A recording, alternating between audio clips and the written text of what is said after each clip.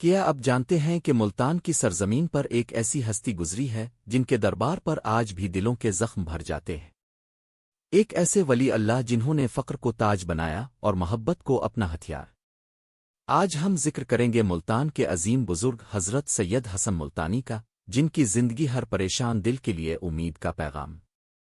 حضرت سید حسن ملتان کی اس پاکیزہ سرزمین پر جلوہ گر ہوئے، جسے اولیاء کی نگری کہا جاتا ہے۔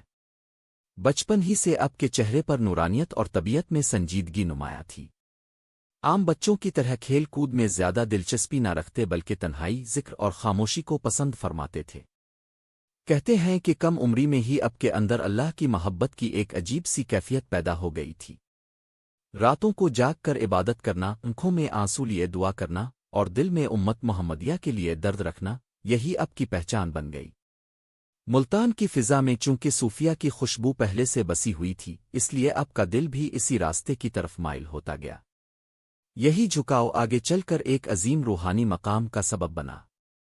ہر ولی کے پیچھے ایک کامل مرشد کی نظر ہوتی ہے۔ حضرت سید حسن ملتان نے بھی ایک کامل بزرگ کے ہاتھ پر بیعت کی اور نفس کی اصلاح کا سفر شروع کیا۔ یہ راستہ آسان نہ تھا۔ مجاہدہ، ریاضت، خاموشی، کم کھانا، کم سونا اور زیادہ ذکر، یہ سب اب کی زندگی کا حصہ بن گئے۔ کئی دن فاقہ کر لیتے مگر زبان پر شکو نہ آتا۔ دل میں صرف ایک ہی خواہش ہوتی، اللہ راضی ہو جائے۔ مرشد کی صحبت نے آپ کے دل کو ایسا چمکایا کہ آپ کی شخصیت میں عجز و انکساری نمایاں ہو گئی۔ آپ فرماتے تھے، جس نے اپنے نفس کو پہچان لیا، اس نے اپنے رب کو پہچان لیا۔ حضرت سید حسن ملتان نے دنیا کی چمک دمک کو کبھی اہمیت نہ دی۔ سادہ لباس، سادہ کھانا اور سادہ رہن سہن، یہی آپ کی شان تھی۔ آپ کے دربار پر امیر بھی آتے اور غریب بھی، مگر آپ کی نظر میں سب برابر تھے۔ آپ فرماتے، اللہ کے نزدیک وہی بڑا ہے جس کا دل صاف ہے۔ آپ کی زندگی اس بات کی عملی تفسیر تھی کہ اصل دولت دل کی پاکیزگی ہے، نہ کہ مال و دولت کا انبار۔ فقر کو اپنے عزت بنایا اور صبر کو اپنی طاقت۔ اللہ تعالیٰ اپنے خاص بندوں کو عزت دیتا ہے۔ حضرت سید حسن ملتان سے بھی کئی کرامات منقول ہیں۔ لوگ اپنی مشکلات لے کر آتے اور اللہ کے حکم سے آسانی نصیب ہوتی، لیکن اب ہمیشہ فرماتے، کرامت نہیں، استقامت اصل چیز ہے۔ آپ کا اصل معجزہ لوگوں کے دل بدل دینا تھا۔ جو شخص غصے میں آتا سکون لے کر جاتا، جو مایوس آتا امید لے کر جاتا، جو گناہوں میں ڈوبا آتا توبہ کر کے لوٹتا۔ حضرت سید حسن ملتان کی مجلس میں بیٹھنے والا ہر شخص محبت محسوس کرتا تھا۔ آپ کسی کو ڈانٹتے نہیں تھے بلکہ نرمی سے سمجھاتے۔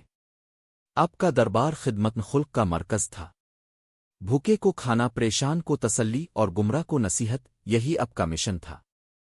آپ فرمایا کرتے تھے، جو بندوں سے محبت نہیں کرتا وہ اللہ کی محبت کا دعویٰ کیسے کر سکتا ہے؟ جب وصال کا وقت قریب آیا تو آپ کے چہرے پر عجیب سکون تھا۔ اپنے مریدین کو صبر، تقوی اور محبت کی تلقین کی۔ فرمایا، دل کو صاف رکھو، کسی کا حق نہ مارو اور اللہ کو راضی کرنے کی فکر کرو۔ آپ کا وصال ہوا مگر آپ کی تعلیمات آج بھی زندہ ہے۔ آپ کا مزار آج بھی روحانی سکون کا مرکز ہے، جہاں لوگ آ کر دل کا بوجھ ہلکا کرتے ہیں۔ حضرت سید حسن ملتان کی زندگی ہمیں سکھاتی ہے، دل کو صاف رکھو، فقر کو اختیار کرو، خدمت خلق کو عبادت سمجھو اور اللہ کی رضا کو مقصد بنا لو۔ اگر ہم ان اصولوں پر چلیں تو ہماری زندگی بھی بدل سکتی ہے۔ یہی اولیاء کا پیغام ہے، محبت، عاجزی اور اللہ کی طرف لوٹ آنا۔